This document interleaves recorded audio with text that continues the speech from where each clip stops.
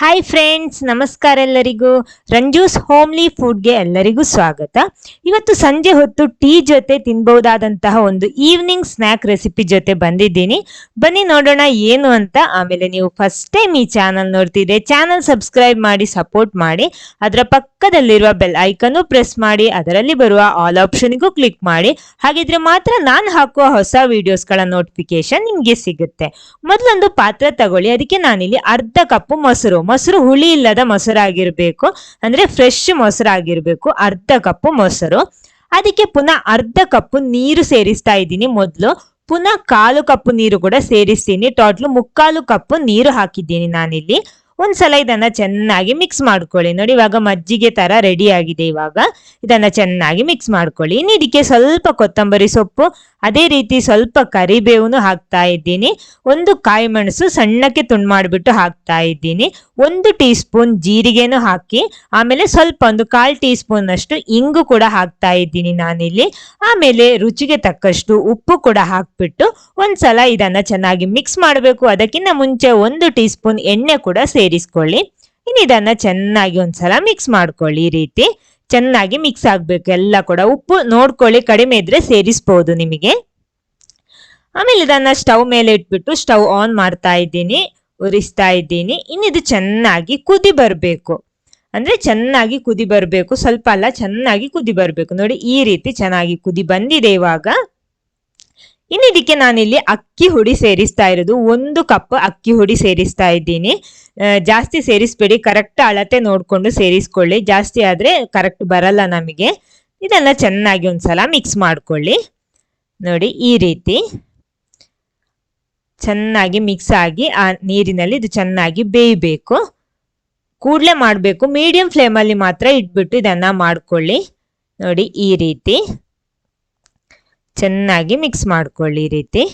ಆಮೇಲೆ ಚೆನ್ನಾಗಿ ಮಿಕ್ಸ್ ಆದ್ಮೇಲೆ ಸ್ಟವ್ ಆಫ್ ಮಾಡ್ಕೊಳ್ಳಿ ಬೇಕಿದ್ರೆ. ಆಮೇಲೆ ಬೇಕಿದ್ರೆ ನಮಗೆ ಕೆಳಗಿಟ್ಟು ಚೆನ್ನಾಗಿ ಮಿಕ್ಸ್ ಮಾಡ್ಬೋದು, ಯಾಕಂದ್ರೆ ಇದು ಬಿಸಿ ಬಿಸಿ ಕುದಿಯುವ ನೀರಿಗೆ ನಾವು ಹಾಕಿರುವಂತದ್ದು. ನೋಡಿ, ಈ ರೀತಿ ಮಾಡಿದ್ರೆ ಸಾಫ್ಟ್ ಆಗಿ ಬರುತ್ತೆ. ನೋಡಿ, ಈ ರೀತಿ ಚೆನ್ನಾಗಿ ಮಿಕ್ಸ್ ಮಾಡಿಬಿಟ್ಟು ನಾನಿನ್ನು ಸ್ಟವ್ ಆಫ್ ಮಾಡಿದ್ದೀನಿ.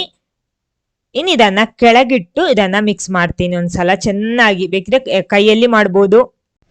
ನೋಡಿ, ಈ ರೀತಿ ಮಾಡ್ಬೋದು, ಇಲ್ಲಾಂದ್ರೆ ಒಂದು ಬಟ್ಟಲಲ್ಲಿ ಹಾಕ್ಬಿಟ್ಟು ಚೆನ್ನಾಗಿ ಮಿಕ್ಸ್ ಮಾಡ್ಬೋದು. ಅಂದ್ರೆ ಇದು ಬಿಸಿ ಮಾತ್ರ ಹೋಗ್ಬಾರ್ದು, ಬಿಸಿ ಬಿಸಿಯಾಗಿಯೇ ಇರಬೇಕು. ಕೈಯಲ್ಲಿ ಮಾಡ್ಬೋದು, ಸೌಟ್ ಉಪಯೋಗಿಸಿ ಮಾಡ್ಬೋದು. ನೋಡಿ, ಈ ರೀತಿ ನಾನು ಚೆನ್ನಾಗಿ ಮಿಕ್ಸ್ ಮಾಡಿ ತಂದಿದ್ದೀನಿ ನಾನಿಲ್ಲಿ. ರೆಡಿ ಆಗಿದೆ. ಇದನ್ನ ಮುಚ್ಚಿಟ್ಕೊಳ್ಳಿ, ಹಾಗೆ ಓಪನ್ ಮಾಡಿದ್ರೆ ಬೇಗ ಆರುತ್ತೆ. ನೋಡಿ, ಆಮೇಲೆ ನಮಗೆ ಬೇಕಾಗಿರೋದು ಈ ರೀತಿ ಒಂದು ಗೆರಟೆ, ಅಂದ್ರೆ ತೂತಿರುವಂತಹ ಗೆರಟೆ.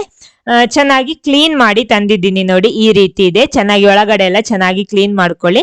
ಇನ್ನು ಇದ್ರ ಒಳಗಡೆ ಹಿಟ್ಟು ಇಟ್ಕೊಳ್ಳಿ, ಎಣ್ಣೆ ಸ್ಪ್ರೆಡ್ ಮಾಡಬೇಡಿ. ಆಮೇಲೆ ಹಿಟ್ಟು ಹಾಕ್ಬಿಟ್ಟು ಒಂದು ಸೌಟ್ ಉಪಯೋಗಿಸಿ, ನೋಡಿ, ಸೌಟ್ ಅಲ್ಲ ಏನು ಆಗ್ಬೋದು, ಈ ರೀತಿ ಒಳಗಿಂದ ಪ್ರೆಸ್ ಮಾಡಿದ್ರೆ ಆಯ್ತು. ನೋಡಿ, ಕರೆಕ್ಟ್ ಶೇಪ್ ಅಲ್ಲಿ ನಮಗೆ ಸಿಗುತ್ತೆ ಈ ರೀತಿ. ಅಂದ್ರೆ ಇದನ್ನ ಜಾಯಿಂಟ್ ಮಾಡಿದ್ರೆ ಮಾತ್ರ ಸಾಕು. ನೋಡಿ, ಈ ರೀತಿ. ನೋಡಿ, ಇದೇ ರೀತಿ ನಾನು ನಿಮ್ಗೆ ಮಾಡಿ ತೋರಿಸ್ತೀನಿ. ಗೆರಟೆ ಉಪಯೋಗಿಸಿನೂ ಇದು ಮಾಡ್ಬೋದು ಅಂತ ನಾನು ಈ ವಿಡಿಯೋದ ಮೂಲಕ ನಾನು ನಿಮ್ಗೆ ಹೇಳಿಕೊಡ್ತಾ ಇರೋದು. ನೋಡಿ, ಈ ರೀತಿ ಮಾಡಿದ್ರೆ ಆಯ್ತು. ಅಂದ್ರೆ ಕರೆಕ್ಟ್ ಜಾಯಿಂಟ್ ಮಾಡಿದ್ರೆ ಸಾಕು ನಾವು. ಅಥವಾ ನಾವು ಕೈಯಲ್ಲಿ ಮಾಡ್ತೀರಾ, ನೋಡಿ, ಕೋಡುಬಳೆ ಈ ರೀತಿ ಅಲ್ವಾ ಮಾಡೋದು. ಕೈಯಲ್ಲಿ ಈ ರೀತಿ ಮಾಡಿಬಿಟ್ಟು ರೌಂಡ್ ಶೇಪಿಗೆ ತಂದು ಅದನ್ನ ಜಾಯಿಂಟ್ ಮಾಡಿದ್ರೆ ಆಯ್ತು. ನಿಮ್ಗೆ ಯಾವ ಮೆಥಡ್ ಸುಲಭ ಆಗುತ್ತೋ ಆ ಮೆಥಡ್ ಅಲ್ಲಿ ಮಾಡ್ಕೊಳ್ಳಿ. ನೋಡಿ, ಈ ರೀತಿ ಎಲ್ಲ ಇದೇ ರೀತಿ ನಾನು ಮಾಡಿ ತರ್ತೀನಿ. ಕೈ ಅಥವಾ ನಾನಿಲ್ಲಿ 2 ವಿಧಾನದಲ್ಲಿ ಕೂಡ ಮಾಡಿದ್ದೀನಿ, ನಿಮ್ಗೆ ತೋರಿಸೋದಕ್ಕೋಸ್ಕರ. ಗೆರಟೆಯಲ್ಲೂ ಮಾಡಿದ್ದೀನಿ. 2 ಕೂಡ ಒಂದೇ ರೀತಿ ಬರುತ್ತೆ ನಮ್ಗೆ ಮಾಡೋದಿಕ್ಕೆ, ತುಂಬಾ ಸುಲಭವಾಗಿ ಬರುತ್ತೆ. ನೋಡಿ, ಎಲ್ಲ ರೆಡಿ ಮಾಡಿದ್ದೀನಿ. ಇನ್ನು ಎಣ್ಣೆ ಫ್ರೈ ಮಾಡೋದಿಕ್ಕೆ ಇಟ್ಟಿದ್ದೆ, ಎಣ್ಣೆ ಬಿಸಿ ಮಾಡೋದಿಕ್ಕೆ ಇಟ್ಟಿದ್ದೆ. ನೋಡಿ, ಎಣ್ಣೆ ಬಿಸಿ ಆಗಿದೆ, ಅದರಲ್ಲಿ ನಾನಿಲ್ಲಿ ಫ್ರೈ ಮಾಡ್ತಾ ಇದ್ದೀನಿ. ನೋಡಿ, ಎಲ್ಲ ಹಾಕ್ಬಿಟ್ಟು ಫ್ರೈ ಮಾಡೋಣ. ಇವಾಗ ನೋಡಿ ಸ್ವಲ್ಪ ಹಾಕಿದ್ದೀನಿ. ಇನ್ನು ಇದು ಚೆನ್ನಾಗಿ ಫ್ರೈ ಆಗ್ಬೇಕು, ಮೀಡಿಯಂ ಫ್ಲೇಮ್ ಅಲ್ಲಿ ಮಾತ್ರ ಫ್ರೈ ಮಾಡ್ಕೊಳ್ಳಿ ಈ ರೀತಿ. ನೋಡಿ, 2 ಬದಿ ಕೂಡ ಚೆನ್ನಾಗಿ ಫ್ರೈ ಆಗ್ಬೇಕು. ನೋಡಿ, 2 ಬದಿ ಕೂಡ ಮಾಡ್ಕೊಳ್ಳಿ. ಅಂದ್ರೆ ಒಂದು ಗೋಲ್ಡನ್ ಕಲರ್ ಬರುತ್ತಲ್ವಾ, ಚೆನ್ನಾಗಿ ಫ್ರೈ ಆಗುವ, ಕೆಂಪಾಗಿ ಬರುತ್ತೆ, ಆ ರೀತಿ ಫ್ರೈ ಮಾಡಬೇಕು. ಆಗಿದ್ರೆ ಮಾತ್ರ ಕರೆಕ್ಟ್ ಸಿಗೋದು ನಮಗೆ. ನೋಡಿ, ಇವಾಗ ಫ್ರೈ ಆಗಿದೆ. ಇವಾಗ ಇದು ರೆಡಿ ಆಗಿದೆ. ನೋಡಿ, ಈ ರೀತಿ ಇದೆ. ನೋಡೋದಿಕ್ಕೂ ಚೆನ್ನಾಗಿದೆ, ಅದೇ ರೀತಿ ತಿನ್ನೋದಿಕ್ಕೂ ಸೂಪರ್ ಆಗಿರುತ್ತೆ. ನೋಡಿ, ಇಷ್ಟೇ ಫ್ರೈ ಆಗ್ಬೇಕು, ಇದಕ್ಕಿಂತ ಜಾಸ್ತಿನೂ ಆಗ್ಬಾರ್ದು, ಕಡಿಮೆನೂ ಆಗ್ಬಾರ್ದು. ಈ ರೀತಿ ಇದ್ರೆ ಮಾತ್ರ ನಮಗೆ ಕರೆಕ್ಟ್ ಆಗಿ ಸಿಗೋದು. ಇದೇ ರೀತಿ ಉಳಿದೆಲ್ಲ ಕೋಡುಬಳೆ ಫ್ರೈ ಮಾಡಿ ತರ್ತೀನಿ.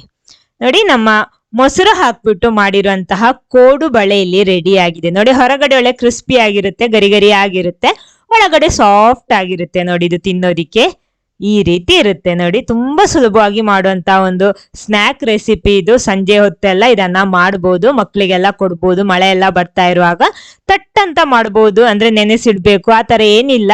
ತಟ್ ಅಂತ ನಮಗೆ ಅಕ್ಕಿ ಹುಡಿ ಇದ್ರೆ ಮಾಡ್ಬೋದು ನೋಡಿ. ಇದನ್ನ ಕೆಚಪ್ ಜೊತೆ ಸರ್ವ್ ಮಾಡ್ತಾ ಇದ್ದೀನಿ. ಇಲ್ಲ ಅಂದ್ರೆ ನಮಗೆ ಚಟ್ನಿ, ಕಾಯಿ ಚಟ್ನಿ ಅಥವಾ ಗ್ರೀನ್ ಚಟ್ನಿ, ಯಾವ ಚಟ್ನಿ ಜೊತೆ ಬೇಕಿದ್ರೆ ಇದನ್ನ ತಿನ್ಬೋದು. ಈ ವಿಡಿಯೋ ನಿಮ್ಗೆ ಇಷ್ಟ ಆಗಿದ್ರೆ ಖಂಡಿತ ಲೈಕ್ ಮಾಡಿ, ಎಲ್ಲರ ಜೊತೆ ಶೇರ್ ಮಾಡೋದಕ್ಕೂ ಮರಿಬೇಡಿ. Okay, thank you.